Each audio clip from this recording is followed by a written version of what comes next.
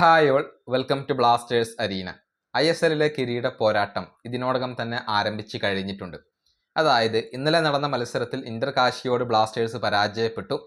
മറ്റൊരു മത്സരത്തിൽ മോഹൻ ബഗാൻ മുഹമ്മദൻ SCയെ പരാജയപ്പെടുത്തിയിരുന്നു. 1-നെതിരെ 5 ഗോളുകൾക്കായിരുന്നു ഈ മത്സരത്തിൽ മോഹൻ ബഗാൻ വിജയിച്ചത്.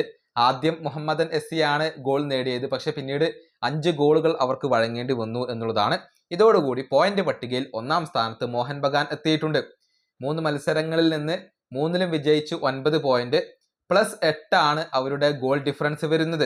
2-ാം സ്ഥാനത്ത് ജംഷഡ്പൂർ FC ആണ്. അതായത് 3 മത്സരങ്ങളിൽ 3-ലും വിജയിച്ച് 9 പോയിന്റ് ജംഷഡ്പൂർ FCക്കുണ്ട്.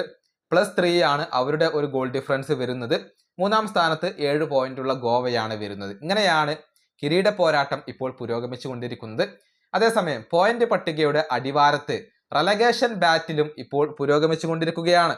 ഒരൊറ്റ പോയിന്റുകൾ പോലും നേടാനാവാതെ 4 ടീമുകൾ ഇപ്പോഴും ISLൽ ഉണ്ട് എന്നുള്ളത് എടുത്തു പറയേണ്ട ഒരു കാര്യമാണ്. ഇതിൽ 11-ാം സ്ഥാനത്ത് ചെന്നൈയിൻ FC ആണ്.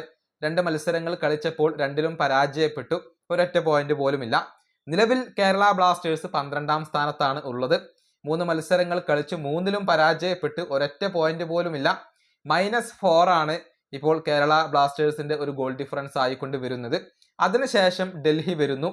3 മത്സരങ്ങളിൽ 3-ലും പരാജയപ്പെട്ടു, -6 ആണ് അവരുടെ ഗോൾ ഡിഫറൻസ്.